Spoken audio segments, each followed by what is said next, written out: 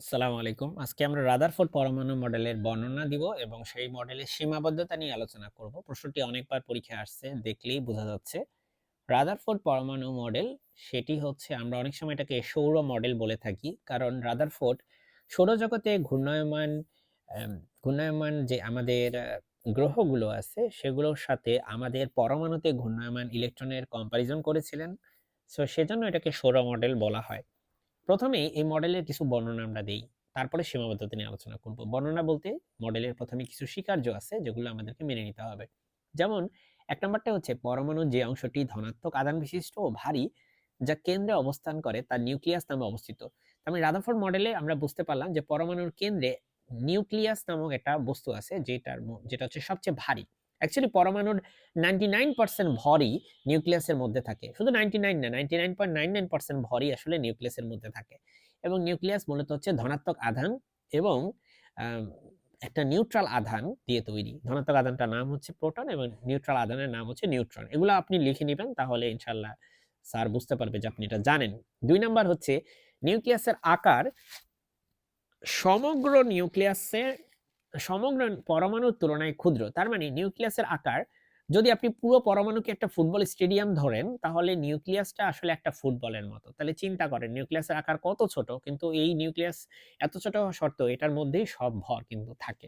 তার মানে পরমাণু আসলে মোস্টলি এম্পটি, মোস্টলি ফাঁকা। তো দেখেন, পরমাণু প্রায় সমগ্র ভর কিন্তু নিউক্লিয়াসে কেন্দ্রীভূত। সুতরাং পরমাণুর অভ্যন্তরস্থ বেশিরভাগ জায়গা ফাঁকা। এই যে আমি কিন্তু অলরেডি বলেই দিছি এটা। পরমাণুর ভিতরের অংশকে নিউক্লিয়ার অংশ, বাইরের অংশকে নিউক্লিয়ার বহিঃস্থ অংশ বলে। এটা আসলে ৪ নাম্বার পয়েন্টে আসলে কিছুই হয় নাই। শুধু লিখছে। ৫ নাম্বারটা হচ্ছে নিউক্লিয়াস বহিঃস্থ অংশে ইলেকট্রনগুলো নিউক্লিয়াসের চারদিকে সমকেন্দ্রিক বৃত্তাকার পথে তীব্র বেগে আবর্তন করে। সো এটাও আমরা মাথায় রাখতে পারি যে আমাদের ইলেকট্রনগুলো তারা হচ্ছে আবর্তন করতে হবে বৃত্তাকার পথে। বৃত্তাকার পথের কথাটা যদিও আসছে আসলে রাদারফোর্ড মডেল না। মূলত হচ্ছে আমাদের বৃত্তাকার কথাটা মূলত আসছে কাইন্ড অফ বোরের পরমাণু মডেলে। যাই হোক, রাদারফোর্ড সেটা সম্পর্কে কনসেপ্ট তো দিছে। ৬ নাম্বার, ধনাত্মক আধান বিশিষ্ট নিউক্লিয়াস ও ঋণাত্মক আধান বিশিষ্ট ইলেকট্রনের মধ্যে ক্রিয়ারত, তাহলে এই পজিটিভ এবং নেগেটিভ আয়নের মধ্যে এক ধরনের আকর্ষণ বল কাজ করে। এটাকে বলে স্থির বৈদ্যুতিক আকর্ষণ, বা আমরা ইংলিশে বলি স্ট্যাটিক ইলেকট্রিসিটি। যা হচ্ছে কুলম্বের বল। কুলম্বের সূত্র শিখে আসছি না আমরা? কুলম্বের বল ইলেকট্রনের ঘূর্ণনজনিত কেন্দ্রাতিক বল পরস্পর সমান ও বিপরীতমুখী। তো ইলেকট্রন যে ঘুরতেছে সে নিউটনের ৩য় সূত্র মতে সে হচ্ছে সমান এবং বিপরীতমুখী একটা বল ফেস করতেছে। এবার এই মডেলের কিছু সীমাবদ্ধতা।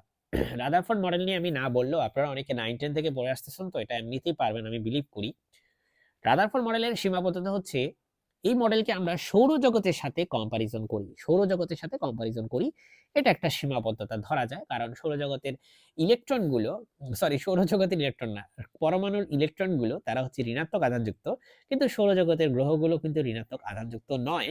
সো এটা এক ধরনের একটা ডিসক্রিপেন্সি বলতে পারেন। সো ১ম টা গেল। পরেরটা হচ্ছে আমাদের একটা গুরুত্বপূর্ণ ব্যাপার যে ইলেকট্রন যদি এভাবে ঘুরতেই থাকে, তাহলে ম্যাক্সওয়েলের মতে, ম্যাক্সওয়েলের যেই ইলেক্ট্রোম্যাগনেটিক থিওরি, সেই থিওরি বলে যে যদি একটা চার্জ কোন একটা বৃত্তাকার পথে ঘুরতে থাকে, তাহলে তার কক্ষপথ ছোট হতে একসময় সে কেন্দ্রে পতিত হবে। তো রাদারফোর্ড মডেল তো তাই বলে যে ইলেকট্রন হচ্ছে ঘুরে। কিন্তু আমরা বাস্তবে দেখতে পাই চার্জগুলো ঘুরতে কেন্দ্রে পতিত হয় না। হইলে তো আমাদের অস্তিত্বই থাকতো না। তাই না? তো এটা একটা ডিসক্রিপেন্সি, কারণ ম্যাক্সওয়েলের তার মানে ইলেক্ট্রোম্যাগনেটিক থিওরি, যেটা তৎকালীন সময়ে খুবই পপুলার এবং খুবই অ্যাকসেপ্টেড একটা থিওরি ছিল। এখনো এটা অ্যাকসেপ্টেড থিওরি। সেই থিওরিকেই কিন্তু আমাদের এই যে রাদারফোর্ড সাহেবের মডেল, এই মডেল কিন্তু মানে না। ঠিক আছে? সো আমি একটু পড়ি। ম্যাক্সওয়েলের তড়িৎচুম্বকীয় তত্ত্ব অনুসারে কোন কণাযুক্ত না, কোন আধানযুক্ত কণা যখন বৃত্তাকার পথে পরিভ্রমণ করে তখন অনবরত শক্তি বিকিরণ করে। নিরবিচ্ছিন্নভাবে শক্তি হ্রাসের ফলে এরূপে ভ্রমণরত ইলেকট্রনের গতিশক্তি কমে যাবে এবং তার সর্পিলাকার ঘূর্ণন পথের ব্যাসার্ধ কমতে একসময় তার নিউক্লিয়াসে পতিত হবে। এটাই আমি বলেছি যে ঘুরতে একসময় তার শক্তি কমতে সে নিউক্লিয়াসে এসে পতিত হবে। ফলে এই মডেলের যৌক্তিকতা প্রশ্নবিদ্ধ হয়। হ্যাঁ, হয় না লিখছে রে। এই মডেল অনুসারে পরমাণুর শক্তি বিকিরণ অবিচ্ছিন্নভাবে ঘটবে। কারণ একদম কন্টিনিউয়াসলি ঘুরতেছে। ফলে পরমাণুর বর্ণালীতে সৃষ্ট রেখাগুলো অবিচ্ছিন্ন হবে। কিন্তু বাস্তবে দেখা যায় যে অবিচ্ছিন্ন হয় না। সেগুলো বিচ্ছিন্ন রেখা থাকে। কিছুটা ব্যান্ড তৈরি হয়। আ কিন্তু সেটা প্রশস্ত ব্যান্ড না। কিছুটা হালকা, হালকা ব্যান্ড তৈরি হয় এবং সেটা বিচ্ছিন্ন থাকে, কন্টিনিউয়াস থাকে না, ডিসকন্টিনিউয়াস থাকে এবং সেটা বেশ উজ্জ্বল দেখায়।